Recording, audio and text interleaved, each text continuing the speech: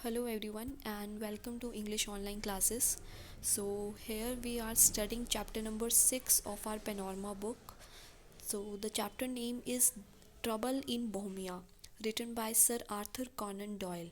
So let's read about something a writer. So here is about Sir Arthur Conan Doyle. So he was a British writer.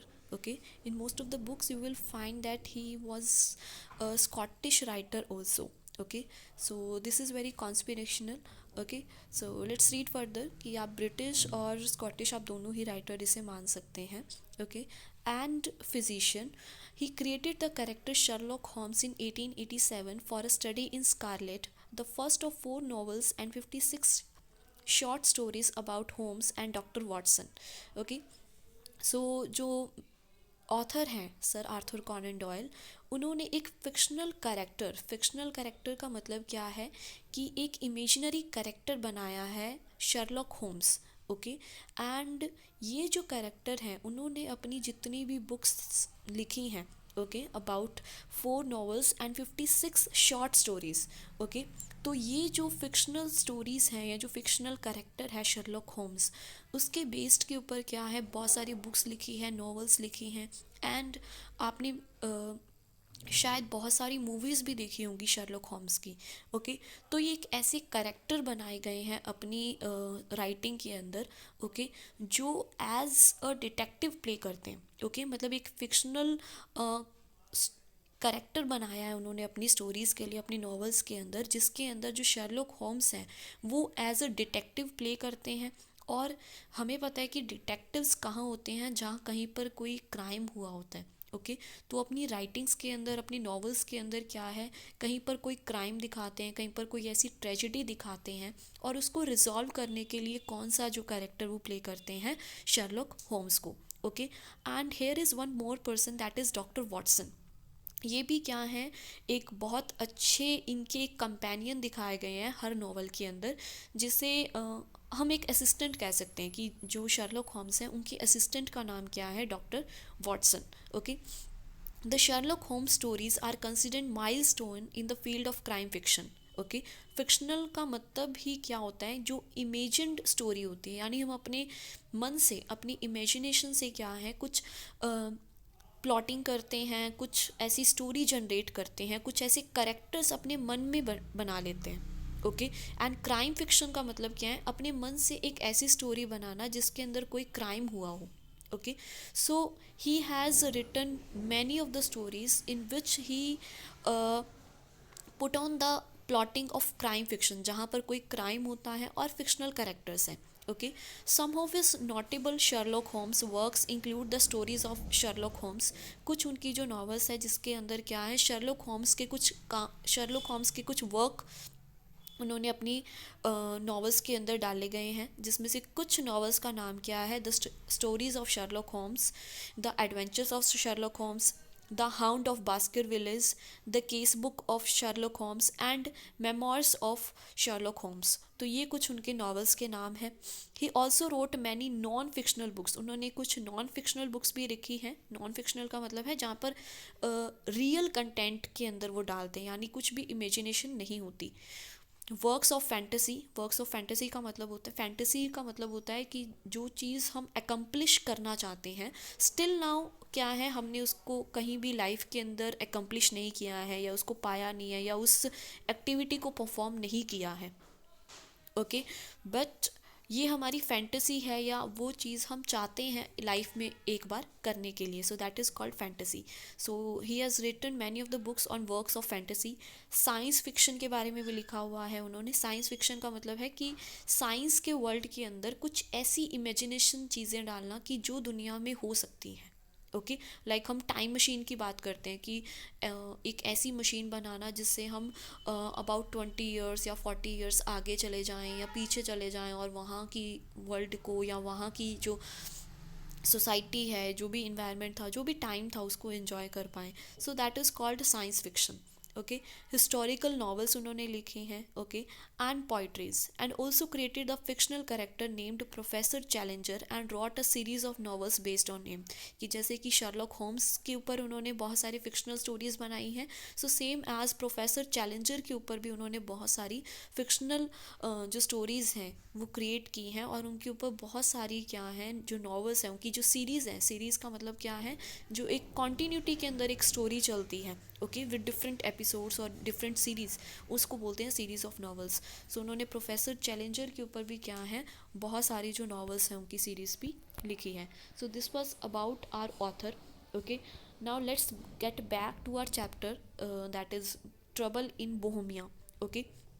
So before starting this chapter हमें इस fictional story के लिए, okay, तो हमें characters जानने बहुत ज़रूरी है कि स्टोरी के अंदर हम किन करेक्टर्स के बारे में पढ़ने वाले हैं, okay. So the characters are here, the first one is our hero that is Sherlock Holmes, जो कि डिटेक्टिव का ही रोल प्ले करते हैं अपने हर स्टोरी के अंदर, okay. Second is doctor Watson, okay. और जो हमारा ये चैप्टर है ट्रबल इन बोहेमिया, इसके जो नरेटर है, नरेटर यानी जो इसके अंदर जो सेंटेंसेस पुट ऑन किए गए हैं वो क्या है, डॉक्टर वॉटसन बोल रहे हैं अपनी लैंग्वेज के अंदर, okay. Third one is king of Bohemia, जो हमारे चैप्टर का नेम भी है कि जो स्टोरी है वो रिवॉल्व करती है किंग ऑफ बोहेमिया के around, okay. And the fourth and the main character is Miss Irene Adler, okay. जो मिस आरीन एडलर है वो एक्चुअली क्या है, एक एक्ट्रेस भी हैं, सिंगर भी है, ओके। एंड उनका इस स्टोरी के अंदर बहुत ही एक लीडिंग रोल है, okay. You will come to know while reading this chapter, okay. So I hope आपको कैरेक्टर्स इसके अंदर पता चल गए होंगे। First is Sherlock Holmes, second is doctor Watson, third is king of Bohemia, and the fourth one is miss Irene Adler. ये सभी क्या है, एक फिक्शनल कैरेक्टर्स हैं in the books of Arthur Conan Doyle, okay. Let's read further. अब plotting की बात करते हैं कि जो सीन है, ओके, जो स्टोरी है वो कहाँ पर प्ले की जा रही है और किस तरीके से ये जो स्टोरी है वो किस चीज़ के अराउंड रिवॉल्व करती है। So Sherlock Holmes find himself evenly matched when he is employed by the king of Bohemia to retrieve an indiscreet photograph from the American actress and singer Irene Adler. तो plotting क्या है कि Sherlock Holmes जो Holmes हैं वो अपने आप को क्या है, एक कंपटीशन के अंदर पाते हैं, किसके बराबर पाते हैं, that American actress and singer Irene Adler. होता क्या है कि जो किंग ऑफ बोहेमिया है, सो उनकी कुछ फोटोग्राफ्स होती हैं that is having with American actress Irene Adler. अब Irene Adler king of Bohemia की कुछ फोटोग्राफ्स अपने पास रखती हैं, और उसी से क्या है उनको क्या है वो हम कह सकते हैं कि उनको फंसाने की कोशिश करती हैं, उनको क्लेम करने की कोशिश करती है that I will reveal your such and such thing in the public. और अब इस चीज़ को कंट्रोल करने के लिए वो क्या है, आयरीन एडलर से अपने आप को compete करती हैं, यानी एक दोनों के बीच में क्या है, एक वॉर चलती है, ओके। जिसके अंदर शर्लॉक होम्स क्या है अपने आप को, यानी डिटेक्टिव्स क्या होते हैं, they are so much witty and clever, okay. So Sherlock Holmes अपने आप को इवनली मैच कर पाते हैं विद आयरीन एडलर, ओके। यानी आयरीन एडलर एक एक्ट्रेस और सिंगर होने के साथ साथ क्या है, she is a very smart and clever lady, okay. So Sherlock Holmes भी क्या है अपना सर उनके सामने झुका देते हैं, वो इतनी क्लेवर जो एक्ट्रेस है या लेडी है, okay. The king has tried to purchase the photo and even hired burglars to retrieve it but without success. So plotting क्या है कि जो किंग है वो उन फोटोज़ को लेने के लिए क्या है, बहुत सारे जो बर्गलर्स है, बर्गलर्स यानी जो इलीगल वर्क करते हैं उनको बोलते हैं बर्गलर्स, ओके। सो बहुत सारी जो बर्गलर्स हैं उनको हायर भी करता है उस फोटोग्राफ्स को वापस पाने के लिए, बट विदाउट सक्सेस, लेकिन कुछ भी उसके हाथ में नहीं जाता and everything got to no avail. So even वो शर्लॉक होम्स के पास भी जाता है, बट शर्लॉक होम्स भी क्या है उस लेडी डिटेक्टिव के सामने यानी आयरन एडलर के सामने क्या है, कम पड़ जाते हैं and he get no success. So now let's read our chapter, okay, so that you may understand the story. So जो स्टोरी है वो नरेट कर रहे हैं हमारे डॉक्टर वॉटसन, ओके, जो कि शर्लॉक होम्स के क्या हैं असिस्टेंट भी हैं, ओके। एंड इस क्राइम के, और यू कैन से कि जो ये स्टोरी प्लॉट की जा रही है, उसमें जो डॉक्टर वॉटसन है वो शर्लॉक होम की हेल्प भी करते हैं। ओके। सो क्या कहते हैं वो, जो चैप्टर है वो कहाँ से स्टार्ट होता है। Okay, so let's read. Whenever Sherlock Holmes spoke of Irene Adler, it was in terms of great respect. तो अब डॉक्टर वॉटसन क्या कहते हैं कि शर्लॉक होम्स से जब आयरीन एडलर की बात की जाती है, ओके, तो वो क्या है, it was in terms of great respect, कि शर्लॉक होम्स क्या है, आयरीन एडलर की भी बहुत ज़्यादा रिस्पेक्ट करते हैं। She was always a women, she was always a women का मतलब क्या है, she comes up with the greatness, कि वो हमेशा एक ग्रेटनेस के सामने क्या है, हमेशा शर्लॉक होम्स के सामने आती हैं। This did not mean that he was in any way sentimental about her. इसका मतलब ये नहीं है कि वो उनके लिए बहुत ज़्यादा सेंटिमेंटल है और he ever try to impress her, वो उनको इम्प्रेस या कुछ ऐसा नहीं करना चाहते हैं। But throughout his long career Irene Adler had been one of the few persons who had proven to be just as clever as Sherlock Holmes himself. कि पूरे शर्लॉक होम्स के करियर के अंदर, ओके, कि Irene Adler एक ऐसी lady के तौर पर उनके सामने आती हैं जो कि शर्लॉक होम्स को बिल्कुल बराबर की टक्कर देती है in the sense of cleverness. Okay, so anyway I was in, अब स्टोरी प्लॉट की जा रही है, सीन दिखाया जा रहा है यहाँ पर। Anyway I was in Holmes apartment one day when a tall handsome man dressed in the uniform of a foreign country came to see him. अब डॉक्टर वॉटसन क्या कहते हैं कि मैं होम्स के डिपार्टमेंट में था, सॉरी अपार्टमेंट में था, एंड तभी क्या है, एक दिन वहाँ पर एक टॉल हैंडसम मैन और एक फॉरेन कंट्री की यूनिफॉर्म में ड्रेस्ड एक आदमी वहाँ आता है। Okay, so please students, please read this thing very carefully, क्योंकि जब आपको करेक्टर स्केच गिवन होगा, okay, so you must no कि क्या क्या अपीयरेंस है वो, उस करेक्टर का कैसा दिखता है वो। Okay, so you must know. So यहाँ पर ध्यान देना कि जो पर्सन है, he was a tall handsome man and dressed in the uniform of a foreign country. The man wore a mask and pretended to represent a second person. और Watson आगे क्या कहते हैं, जो मैन है वो क्या है, उसने एक मास्क लगाया होता है and pretended to represent a second person, मतलब वो इस तरीके से प्रिटेंड कर रहा था कि वो कुछ और बनकर आया है। Okay, represent a second person मतलब वो खुद वैसा नहीं है। ओके, एंड वो कुछ और बनकर दिखाना चाहता था कि मैं कोई और इंसान हूँ। But Holmes soon recognise the man. Okay, लेकिन जो होम्स है, as he was a detective, he was very clever, तो उन्होंने बिल्कुल बहुत ही जल्दी से क्या है, उस आदमी को पहचान लिया था। Addressed him as your majesty and the fellow man that admitted that he was the king of Bohemia. और वो जब होम्स उनको पहचान लेते हैं तो तभी वो बोलते हैं उनको योर मजेस्टी। योर मजेस्टी यानी जब हम किसी के सामने सर झुकाते हैं और जो, या फिर सामने वाला जो है वो हमारे लिए बहुत सुपीरियर होता है, तब हम उसके लिए योर मजेस्टी यूज़ करते हैं। सो जो शर्लॉक हैं वो उनके सामने क्या बोलते हैं, उन्हें योर मजेस्टी। और जो मैन है वो तभी क्या है, एडमिट कर लेता है that he was the king of Bohemia, यानी जो होम्स है वो उनको पहचान लेते हैं कि वो कौन है, king of बोमिया।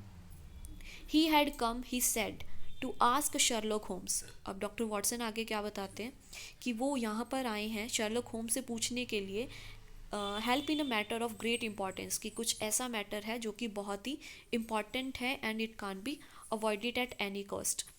It seemed that 5 years earlier, before he had become king, he had been in Warsaw on a visit and had fallen in love with the beautiful American actress Miss Irene Adler. अब अपनी story को आगे continue करते हुए जो person है, और you can say the king of Bohemia, वो क्या बताते हैं कि 5 साल पहले की बात है कि तब क्या है, वो किंग नहीं थे। ओके, एंड वो एक विजिट पर कहाँ जाते हैं, वॉर्सो में। Okay, Warsaw is a name of place, तो एक विजिट के लिए वॉर्सो में जाते हैं जहाँ वो एक अमेरिकन एक्ट्रेस यानी मिस आयरीन एडलर से मिलते हैं and he got fallen in love with her. Okay, next, अब वो आगे क्या कहते हैं,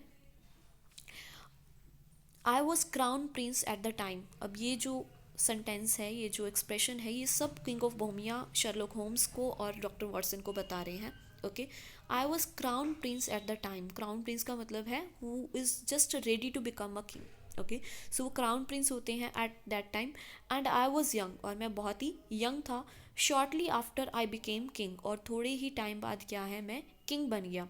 Irene Adler was not of royal blood. अब किंग ऑफ बोमिया क्या बताते हैं कि जो आयरीन एडलर है वो किसी रॉयल ब्लड से यानी किसी रॉयल फैमिली से बिलोंग नहीं करती थी। My family and the members of the government found out about the matter and naturally insisted that I must give Miss Adler up.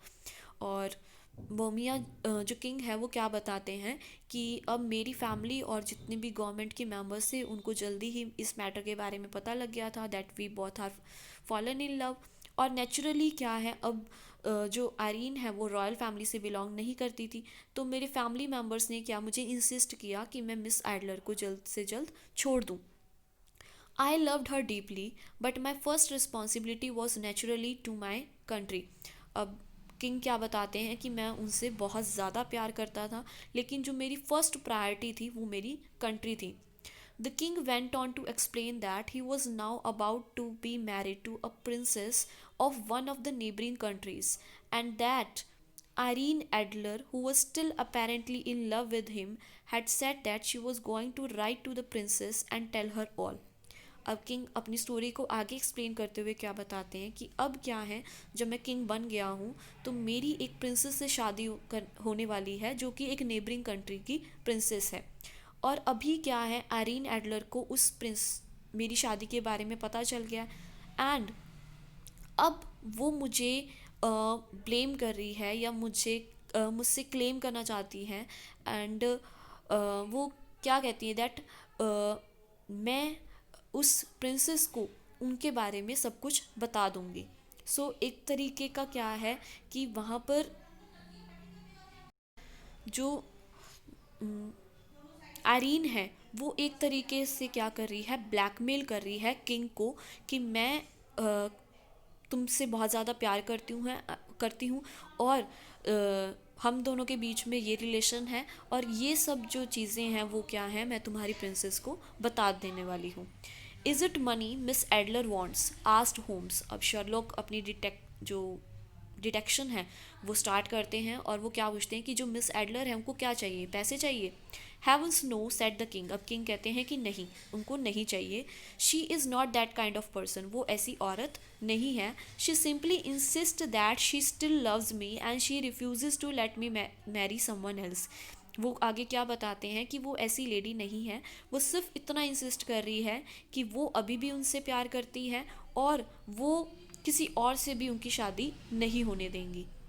सो इस तरीके से क्या है, जो मिस एडलर क्या है किंग ऑफ बोमिया को ब्लैकमेल कर रही हैं और जो किंग ऑफ बोमिया हैं वो अब उस चीज़ के लिए इन्वेस्टिगेशन करने के लिए कह सकते हो या इस ब्लैकमेल से बचने के लिए किसके पास आते हैं, शर्लॉक होम्स के पास आ जाते हैं।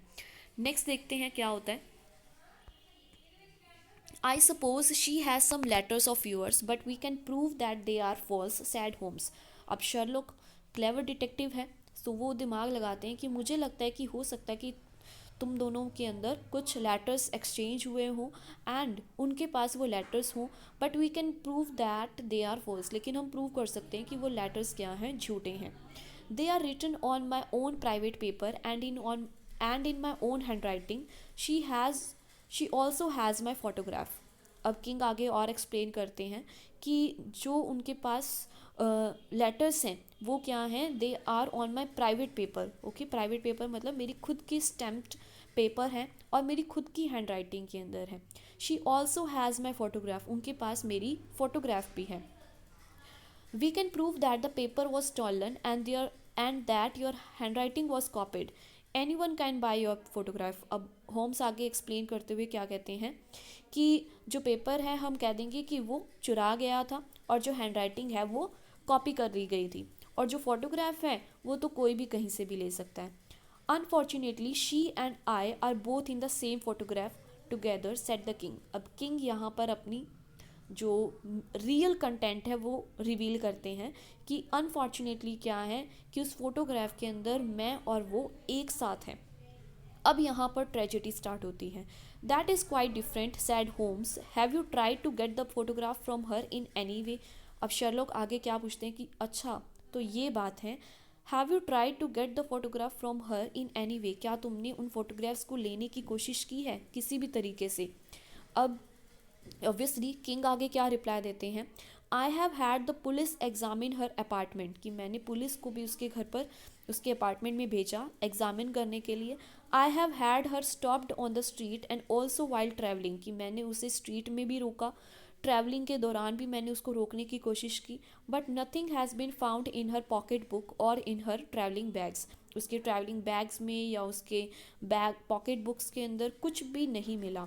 You see, Mr. Holmes, not only is Irene Adler a beautiful woman, but she is clever and highly intelligent as well. अब किंग आगे क्या बताते हैं होम्स को कि आयरीन एडलर एक ब्यूटीफुल वुमेन ही नहीं है, बल्कि वो क्या है, she is clever and highly intelligent, वो बहुत ज़्यादा चालाक भी हैं और बहुत ज़्यादा इंटेलिजेंट एंड स्मार्ट लेडी भी है।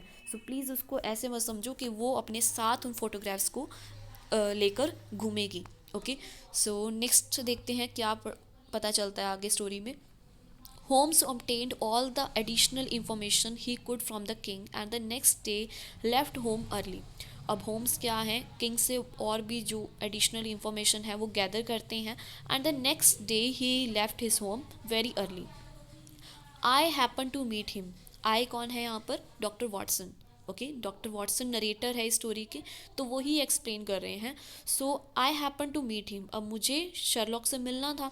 That night outside our house just as he was getting home, कि जैसे ही वो घर पर आ रहा था तो मुझे उससे मिलना था। I did not recognise him, मैंने शर्लॉक को पहचाना ही नहीं।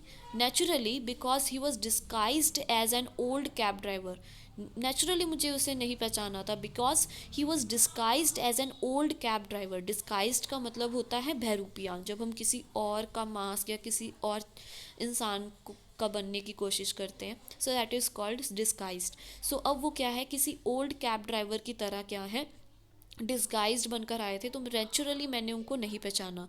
It seems that he had spent all day in and around Irene Adler's home talking with the other cab drivers and with anybody who seem to know anything about Miss Adler. अब मुझे ऐसा लग रहा था उन्हें देखकर कि शायद वो कैब ड्राइवर की डिस्गाइज्ड बने हुए हैं, एंड मुझे ऐसा लगता है कि वो शायद पूरा दिन जल्दी निकल गए थे और नाइट में मिलना था, तो मुझे ऐसा लगता है कि वो पूरा दिन क्या है, आयरीन एडलर के जो घर हैं उनके आसपास वो घूम रहे थे, ठीक है। And he was also talking with other cab drivers, कुछ और कैब ड्राइवर से या कुछ जो आसपास के जो लोग हैं उनसे बात करने की कोशिश कर रहे थे कि क्या वो कुछ मिस एडलर के बारे में उन्हें बता सकते हैं या नहीं। He had seen her personally and by one means or another had even talked with her. तो अब वॉटसन आगे क्या बताते हैं कि जो शर्लॉक होम्स हैं उन्होंने पर्सनली भी मिस एडलर को देखा हुआ है और किसी एक दो तरीके से क्या है उनसे बात भी की हुई है। She is all that the king says she is and more he said. अब डॉक्टर वॉटसन क्या कहते हैं कि शर्लॉक होम्स मुझे आगे क्या बताते हैं कि वो जैसा कि किंग ने बताया वो भी है और उससे ज़्यादा भी है, यानी वो जो जिस तरीके की इंटेलिजेंस और जिस तरीके की क्लेवरनेस के बारे में किंग हमें एक्सप्लेन कर रहे थे वो उससे कहीं ज़्यादा ब्रिलियंट है या उससे ज़्यादा उसके अंदर स्मार्टनेस है।